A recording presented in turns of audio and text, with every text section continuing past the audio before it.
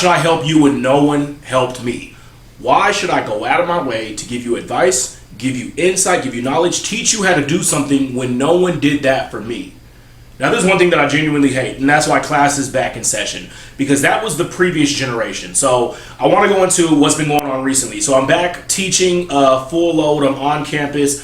I have a younger student come up to me after class, right? So I had asked a question during class. I said, is anyone here an entrepreneur? Does anyone own a business? This student stays after class. I don't want to put his business out there, but he's like, I do have a business.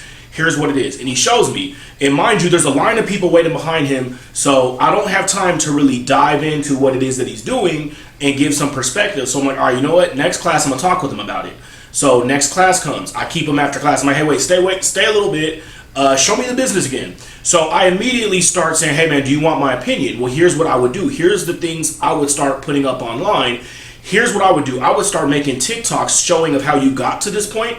You introduce yourself and you explain what the business is, because everyone loves a series. Everyone loves to see when you're building from the ground up. When you're climbing the mountain, people are basically tuned in. They're cheering for it. They're like, okay, cool, I'm seeing the progress, because they feel like they're living through you in your creative endeavor. Now, anyways, I say all that to say, let me go back to what brought this video about.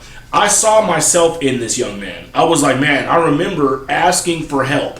I didn't even know how to ask. So you kind of just throw stuff out there, you show stuff, and it seemed like the older men around, they were gatekeepers. They would gatekeep information, they would gatekeep strategy. These are men that, like, I'm in my young 20s, I'm in my young teens, my late teens.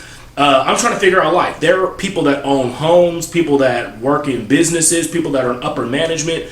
They don't want to give the formula at all. They don't even want to give the information of, like, here's going to be the next chapter that's going to be difficult. Here's what's going to be good. Here's how you determine the path to go. Now, it's one thing if someone above you, an older generation, hasn't done it. That's cool, because they're still trying to figure things out too. I give grace and space where that comes into play.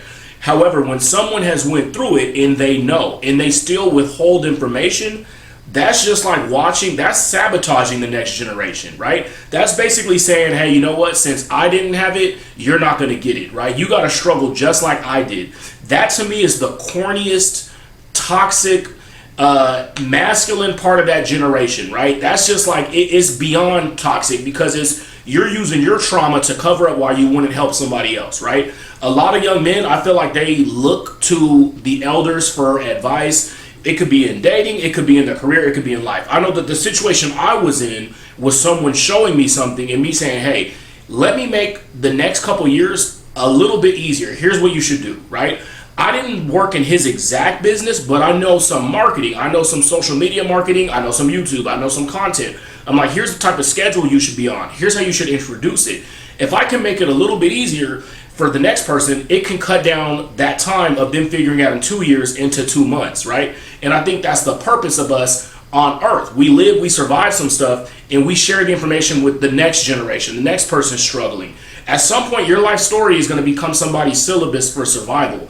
I might have come across your content on YouTube or TikTok, and it showed me how to maneuver through college. It showed me how to maneuver through my career, how to buy a home, how to build a business, the things I need to know. So for somebody to withhold that, that's just grade A, top level hater. Like, that to me is one of the corniest traits in the older generation. So I want to end it on a positive note. I was able to kind of break that generational curse and talk with a young man, and I'm really looking forward to the developments in the class and what he has going on. So I hope that this helped. A little bit of insight from week 1 being back on campus.